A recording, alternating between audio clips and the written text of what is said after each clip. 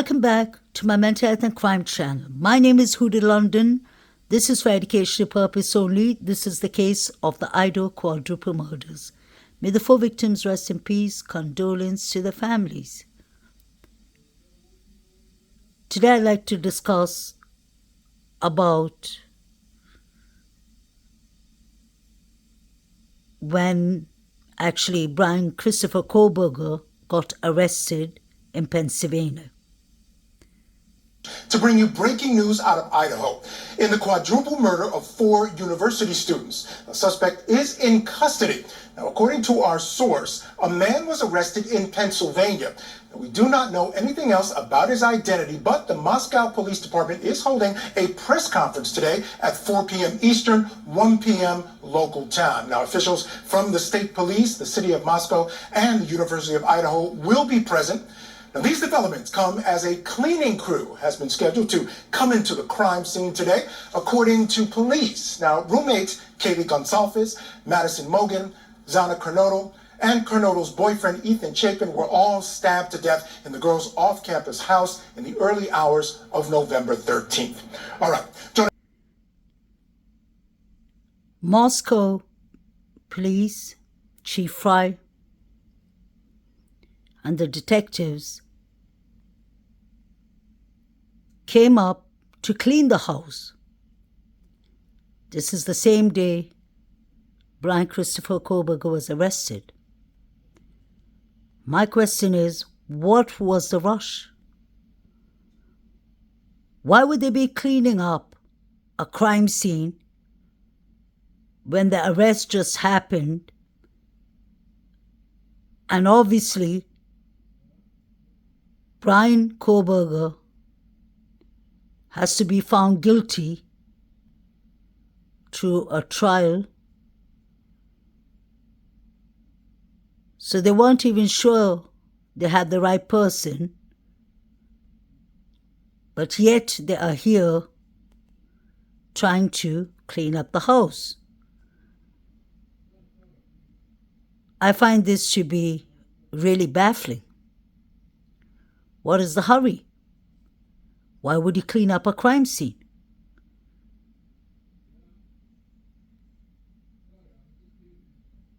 And I'm sure Chief Fry was aware of the arrest. They're coming in here with boxes. I'm sure they have some cleaning detergents with them in the boxes, maybe, because they came to clean up. 5 days after the quadruple murders, the police started expanding the crime scene.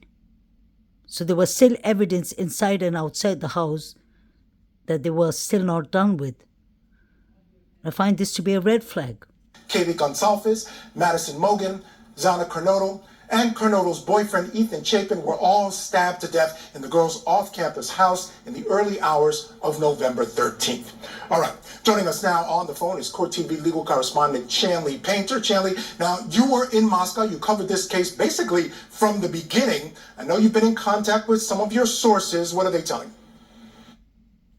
6 weeks in the making since the mass murder there in Idaho, and we are learning that a suspect has been arrested in eastern Pennsylvania, according to an official. So arrest paperwork has been filed by Pennsylvania State Police in Monroe County Court.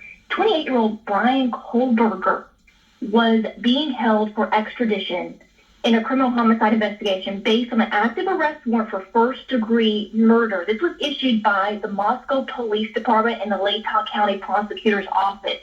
So we have confirmed that 28-year-old Bryan Kohberger has been arrested for the first-degree murder in relation to the 4 students who were slain at the University of Idaho November the 3rd. This is in studio with me, Judge Ashley Wilcott. You know, we here at the studio and here in the home offices have been following this case, been baffled by this case. Now we have an arrest, Judge, and it's a gentleman who now went to a school that was about 20 minutes away. At least that's what the records suggest. We had been speculating if this was something, well, the police have said it was targeted, if this person knew them. This certainly makes it possible that there was some relationship. Absolutely. So first of all, 6 weeks in, Michael, we've talked about, I'm just thankful that they've followed the evidence. I'm assuming over the 6 weeks to name a suspect. That's the first step, right?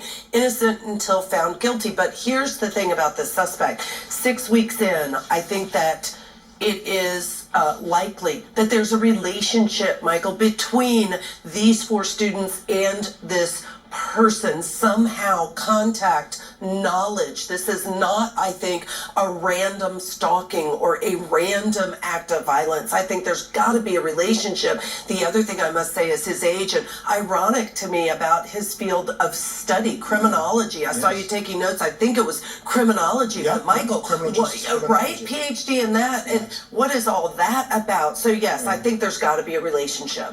All right, I kind of agree with the judge that it's actually surprising that there's an age gap between Bryan Christopher Kohberger and the victims. He was 27 going on 28. What could have actually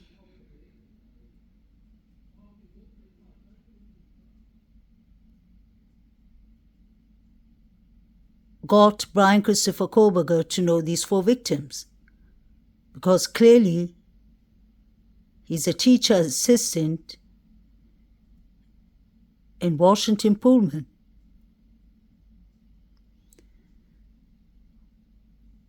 Could it be something to do with drugs?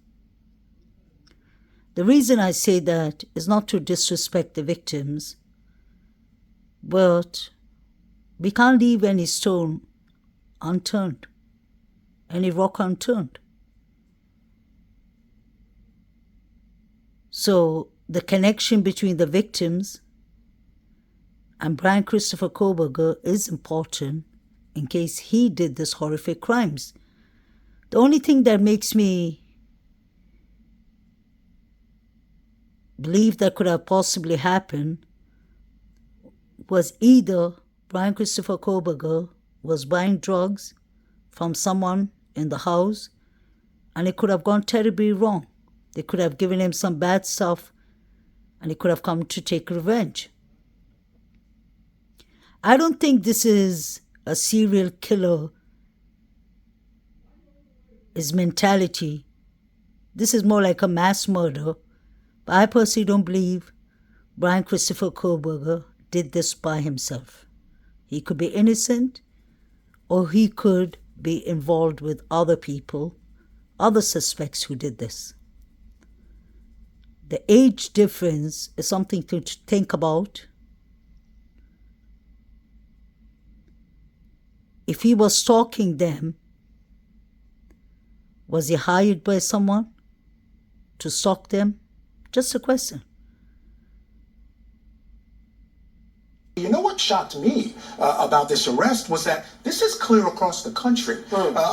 This suspect was arrested in Pennsylvania, which is literally across the country. I'm not sure you can get further away from Idaho. Right, I think it's 2,000 miles. That stood out to me. Here's my guess. And I would have said, before we knew more information, I said, I bet it's a student or a former student who's run home. And so that's still what I'm going to guess. My opinion only is that we know he was a PhD student 20 minutes from University of Idaho, and I suspect he's from Pennsylvania or he has family there, and he ran to his home. But I have to mention on the cleanup clue, can I just say this, that earlier today I was talking with our producers, our Court TV team in the control room about the fact they were cleaning it up, and I said, I cannot believe they would clean up the crime scene if they don't have suspects or if this is a cold case, because no way would I think it would be cleaned up in that instance. It's still a little surprising to me they're already cleaning it up, but it makes more sense now to me, Michael, knowing someone's been arrested. Yeah, Judge, I thought the same thing. It's like, why clean it up? Even if you have a suspect or have suspects in mind,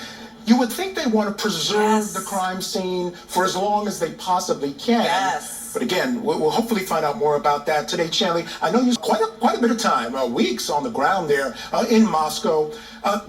Can you tell us or have any sense of how that community might feel about the making of an arrest? I know you talked to many residents out there, went out with police. There was some trepidation for folks, and they were worried about this. So how do you think they're feeling about this arrest? Absolutely. Oh my, I'm sure there's a huge sense of relief. And I think the timing of this arrest is also important, Michael.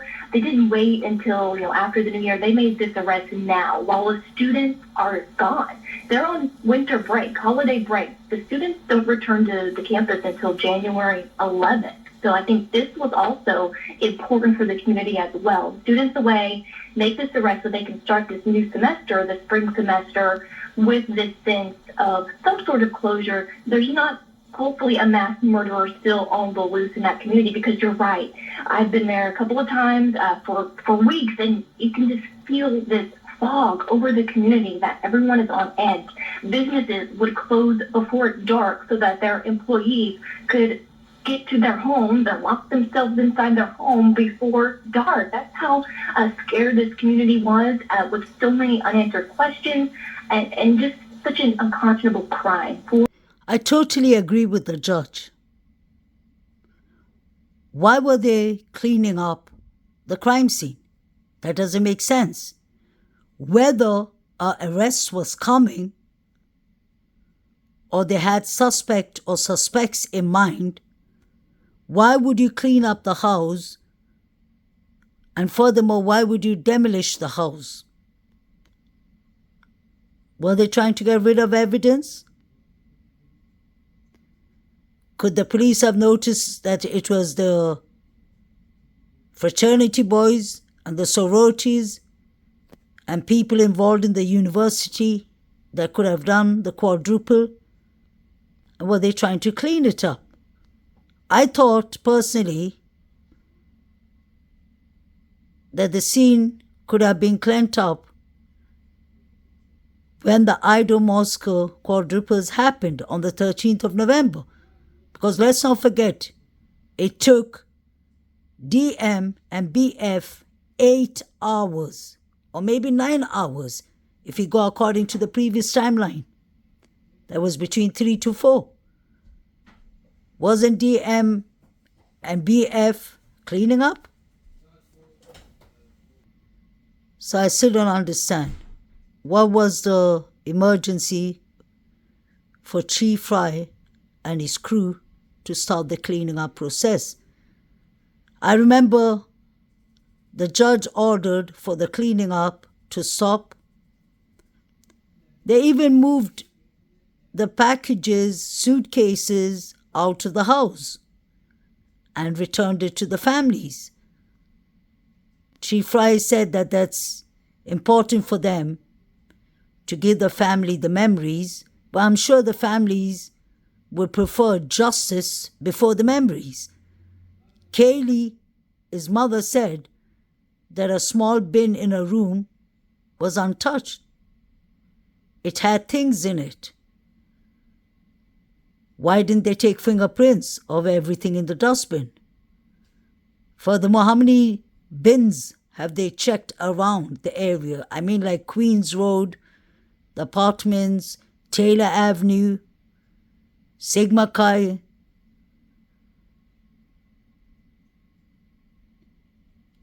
Pay attention to where the forensics team are. At the corridor. They keep on taking pictures at the corridor. It was said that E was found on the doorway to Xana's room. He wasn't found inside Xana's room.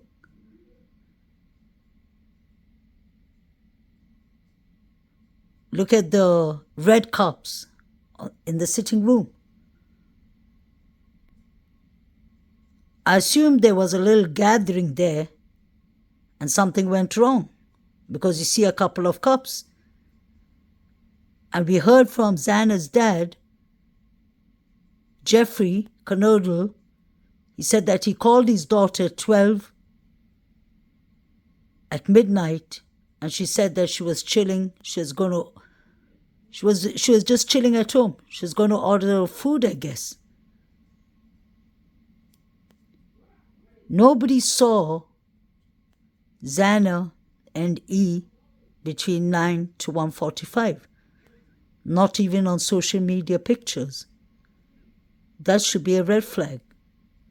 But in the meantime, the third floor, there was the middle window on the third floor. The light was on when I was live with you last. Now the light is turned off on the third floor. But before we noticed the third floor window light, the light turned off through the window, there were photographers up there, like we witnessed on your show just moments ago on the second floor, CSI taking photos. As we can see now on the second floor, they're taking photos. So they're still actively working this scene. They've been here all day long. It's been roped off with crime scene tape. We see the victim's vehicle still parked up front. We've seen investigators walk in and out of the front door of this home carrying giant boxes, I presume full of evidence. On the backside, we witnessed investigators, of course, taking out evidence from the back door, which is the second floor of this house, through a sliding door. They were actually testing for fingerprints on the back window pane next to that sliding door. And this is almost a week after 4 University of Idaho students were found brutally murdered inside this home. And what we've been hearing in the report, what's being reported, is that 2 of the victims were on the second floor, where we see now the crime scene investigators collecting forensics, and on the third floor of this home is where they were actually located. We're also learning some new details from the Moscow Police Department this evening. They're confirming that, of course, the 4 murdered inside were stabbed to death multiple times while they were likely asleep. Some had defensive wounds. Maybe they heard what was going on and woke up. We don't know, but we're confirming there's no sign of any sexual assault or what maybe some have speculated as motive in this crime. Also, there were 2 surviving roommates in this multi-room home that were unharmed, and the detectives have ruled them out. They believe that the 2 surviving roommates and a young man that is seen in video at the food truck where 2 of the victims were hours before their death, they've ruled them out. They are not involved in this crime. Trigger warning. I personally believe, this is my thoughts, that E was found on the corridor towards Xana's room, because you can see 2 of the forensic team standing there taking pictures, and one is bending down. My question is, was there a fight or assault that started in the living room? Could it be possible that one or all the suspects involved could have come in with the code? Everyone had the code on 1122 Kings Road. They could have come in from the first floor where Bethany lives. They could have hid there for a while, and as soon as Xana and E got distracted, they must have barged in from the first floor. Because look at the cups. I always believe, look at the surroundings. You can get clues. So my question is, was there a party that night? Was the cups lying there from before? I don't believe it was lying there from 2 nights before. They would have cleaned it up. I believe that all the 4 victims were targeted. They all were targets. There was motives people wanted them. And all these people, organizations must have sat, had a meeting, discussed what they're going to do with them. Because we always heard that either the students, the victims, were the target, or the house was the target. If it was the house that was the target, this house doesn't look like it has a reason to be targeted, unless somebody had something in the house, like drugs, money, Something was actually going on in this house, I believe.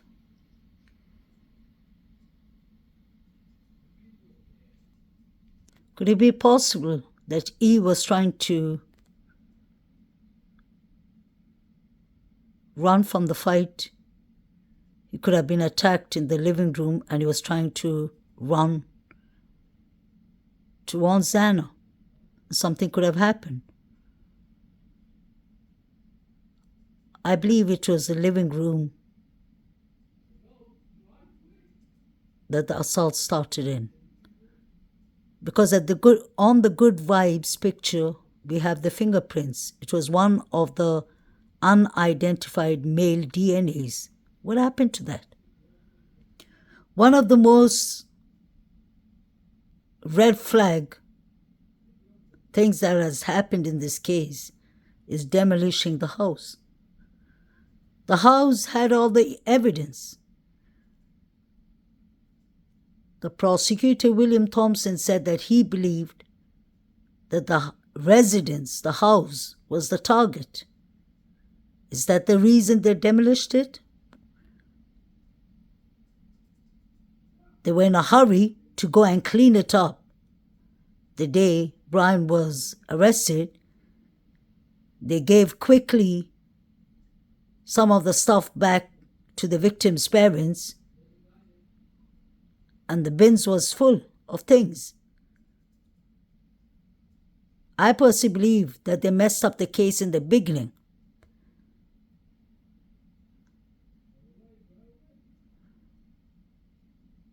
They must have put all the eggs in one basket, not thinking about the fact that other people could be involved besides Bryan Christopher Kohberger, or the fact that maybe Bryan wasn't even involved. If he has the alibi, then there is going to be a huge outburst from the families.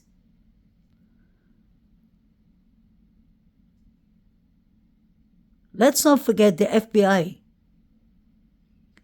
came into this case 5 days later. They came on the 17th of November, and this happened on the 13th.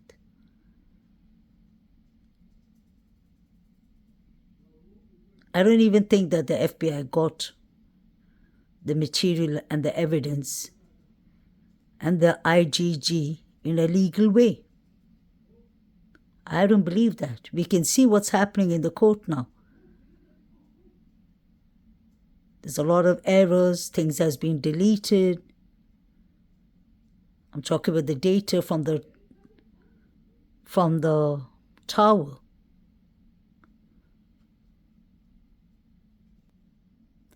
I'm writing to let you know that the defense has no objection to the university proceeding as it sees fit with the residents on King Road. Previously, the defense agreed to release the property upon communication with the university. We were asked to weigh in on demolition of the premises. We appreciate the coordination of one final walkthrough. After the walkthrough, our team has discussed the demolition of the premises again and have no objection. Thank you, Ann Taylor. So Ann Taylor herself was willing to give up the crime scene. So I hope she got enough pictures, because right now it looks like a lot of evidence is still missing. Everything is on gag order. But we've seen many cases, like the Murdoch case, Alex Murdoch's case. The jury was allowed to go to the premises and to their property so that they could see for themselves what is possible, what isn't. It was important, I believe, to go into 1122 Kings Road so that they could stand on the second floor and listen to what they can hear on the third floor. Or maybe stand in the first floor and try and listen to what could have happened in the second and third floor. Maybe stand outside the sliding door. And the sliding door makes a lot of noise when you open it and close it. We saw that clearly with Hunter when he was opening the sliding door with Kaylee for the police.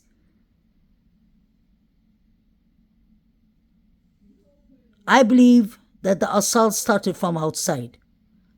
I believe when Kaylee took her dog out to potty, somebody could have grabbed them, because we saw allegedly Maddie's black coat thrown in the bushes at Taylor Avenue. Another red flag, according to me, or another thing that really baffles me, is why would the owners of 1122 Kings Road give the house as a gift to the university? Why would they donate it to the university? That is a very kind, generous thing to do, but it doesn't make sense. Were they into some shady business, the landowners? Because the landlords lived in Colorado, not in Idaho, Moscow. So what was going on in this house? And look at how close the two gray houses are. They're not far from the house, so definitely people could have heard the yelling, screaming, people fighting for their lives. I don't believe anyone was asleep. That's a lie. Allegedly, because we know that Kaylee and Xana had defensive wounds. So they were taking all these things out of the house, all this evidence.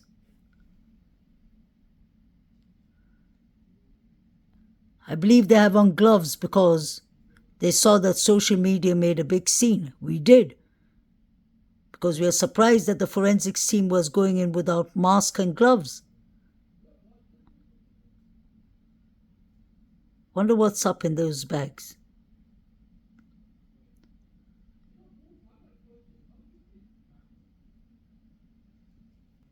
I wonder why they had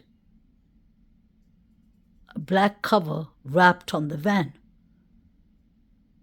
They didn't want us to see what they were getting out of the house. Quite strange.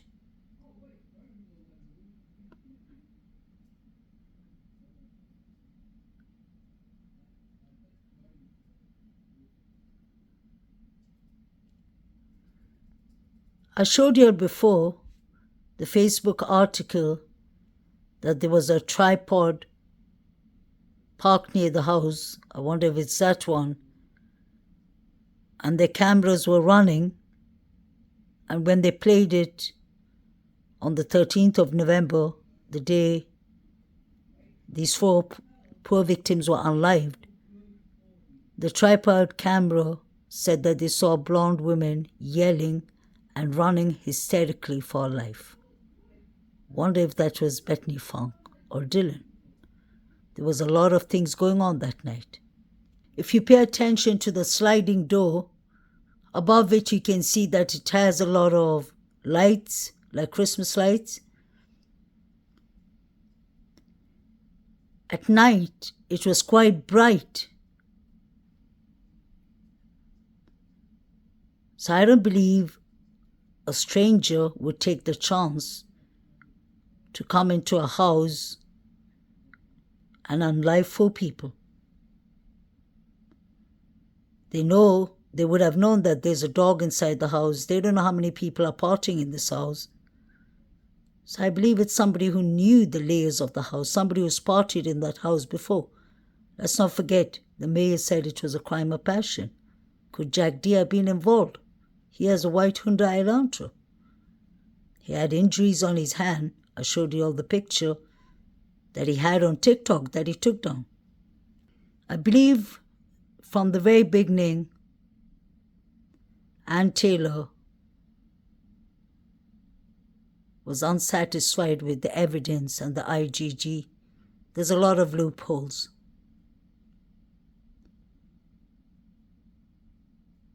I'm looking at it and I see a button snap here. Yep. It's obvious if you're going to open it or close it, you can get some DNA on it right there. Is there any other way that DNA from the suspect could have gotten on there?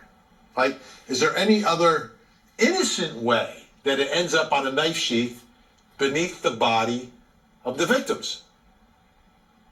Okay, if we're going to play this out, let's just say that an individual randomly walks into a sporting goods store, picks up that knife because they're interested. Maybe they want to purchase it. Maybe it's the suspect.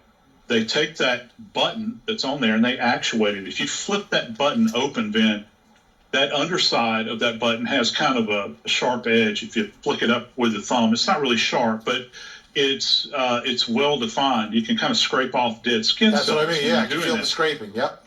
Yeah, and if you're actuating that thing, let's just say you're standing there at a counter at some sporting goods store, and you're flipping this thing open over and over again just to see what it's like. Can I snap it open easily? Yeah, I suppose you could put that forth as a potential theory. However, this sheet found at the scene, Ben, let me throw a number to you. They're talking about a number that is mind-blowing here when you talk about the DNA probability. 5.37 octillion. Let that sink in, all right? That's what you're looking at when it comes to Bryan Kohberger. And that's where you talk about a game over scenario. But you get in, the devil is in the details. When you begin to go through this analysis, going back to what we were earlier talking about and what Gene so effectively said in the first segment, this is new. This is new territory, and it happens to be, being utilized in arguably one of the most high-profile cases that, the nation has seen in years and years. So there's going to be a lot of scrutiny over this. But yeah, I think that a reasonable person would ask that question. How in the world did that sheath with his DNA wind up in that bed with those young women? And mind you, to the leg of one that we're finding out right now. I have some thoughts and ideas, although he's a professional forensic and he would know better. What if Bryan Christopher Kohberger lent out his knife and the knife sheath to someone? That would make him guilty too in certain ways, but that would be explainable how his DNA got on the knife sheath, if it was his and he lent it out. What if he came to this house and he's been inside the house and just say the knife belongs to one of the victims? They had it for safety, because let's not forget, Xana was trying to change her locks. She got her father to change her locks 1 week before the unalivings. Behavior pattern is really important. In counseling, as a mental health therapist, practitioner, I always try to follow not the incident that happened, but try to go way back. Like just say, when you're doing therapy with a client, you have to actually go way back, maybe to childhood even, to figure out where the mental health issues are coming from. If it's genetic, if it's behavior patterns. So I wonder, what was happening? Just say from June to November, because Bryan Christopher Kohberger moved there in June. Could it be possible that he passed by there 12 times because he knew one of the victims or one of the surviving roommates, and he came to party like the other people? Another possibility for the knife sheath to have gotten there is, let's not forget, it took the surviving roommates 8 hours to call the police. What if someone was trying to frame him? Because apparently 2 people went upstairs and found Kaylee and Maddie unalived. The knife sheath was found near Maddie, his left-hand side, I believe. Let's not forget, Hunter was in the house. They called him first. I'm sure his girlfriend Emily was there too. Hunter Chapin was there too, his brother, and many other people were there, inside and outside the house. So imagine, let's use our imagination. The knife sheet could have got there anyhow, any who, any why. There isn't any question about that. The knife sheet got there, just say it belongs to Bryan Christopher Kohberger. Where is the other DNA evidence? Allegedly, he unlived 4 people in a brutal manner within 15 minutes, like a hitman. Wouldn't he have carried some of the evidence into his car, into his house? Make it make sense. Please like, share, and subscribe.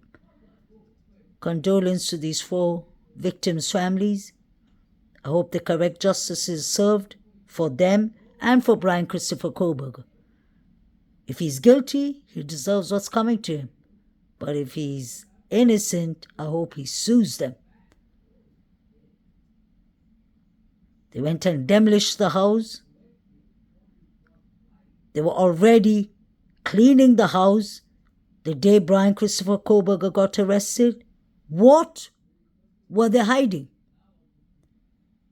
I'm asking directly, what were they hiding? Why would he clean up a crime scene? I ain't a forensic team expert, but I find it to be strange, really strange.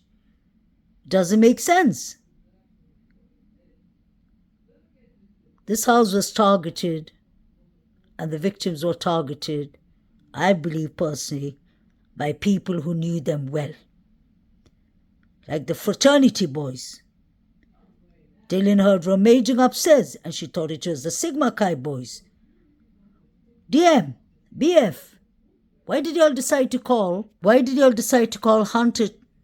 Hunter Johnson first? Were y'all cleaning up this scene? Or was the police cleaning up the scene after y'all? Allegedly.